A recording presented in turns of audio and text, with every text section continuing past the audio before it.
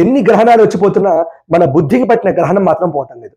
గ్రహణం అంటే భయం వదిలేసి అదేంటో తెలుసుకుందాం. ఈ మార్చి 3న జరిగే కేతుగ్రస్త చంద్రగ్రహణం రోజు ఏ రాశి వారు ఎందుకు ఏ జాగ్రత్తలతో ఉండాలో చెప్తాను వినండి. ముందు సైన్స్ని జ్యోతిష్యాన్ని వేరు చేసి చూడటం మానేయాలి.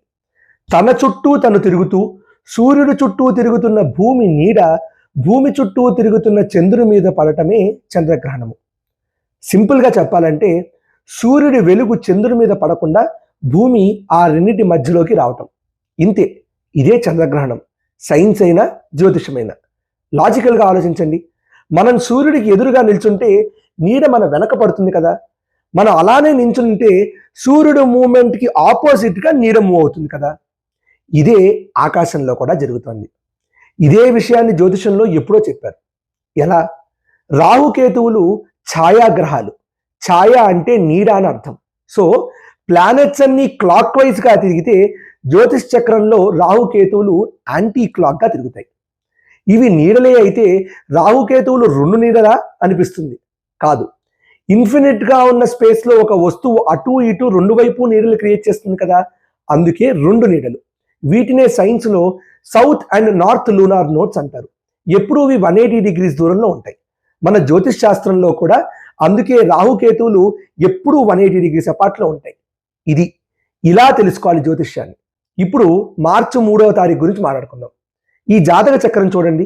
ఇది మార్చి 3 సాయంత్రం 5 గంటల టైం. ఇప్పుడు ఇది చంద్రుడు కేతువు ఇక్కడ సింహరాశిలో ఉన్నారు. అంటే గ్రహణం సింహరాశిలో జరుగుతోంది. సింహరాశిలో స్పెసిఫిక్గా పుబ్బా నక్షత్రంలో జరుగుతుంది.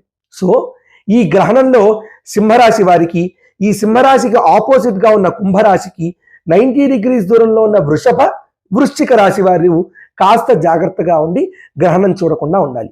ఎందుకు? ఇది కూడా తెలుసుకోవాలి. సూర్యుడు ఆత్మకారకుడు, చంద్రుడు భావకారకుడు.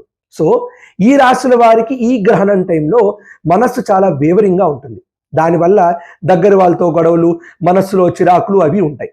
అందుకే గ్రహణం చూడకుండా ఇంట్లోనే ఉండి భగవంతుని మీద ధ్యానం పెట్టుకొని కుదిరితే మౌనంగా ఉంటే ఇవన్నీ తప్పించుకోవచ్చు. ఇది లాజిక్.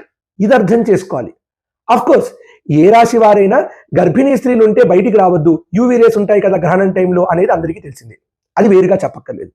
మార్చి 3న ఈ చంద్రగ్రహణం భారతదేశంలో మధ్యాహ్నం 3:20 స్టార్ట్ అయ్యి సాయంత్రం 6:47 ముగుస్తుంది. ఈ గ్రహణంతో అయినా మన మనస్సులకి బుద్ధికి పట్టిన గ్రహణం పోవాలి. ఈ రీల్ని షేర్ చేసి ఈ విషయాన్ని మరిందరికి చెప్పండి. అలాగే ఇలాంటి కొత్త విషయాలు సరైన కోణంలో తెలుసుకునేందుకు ఫాలో కొట్టేసేయండి.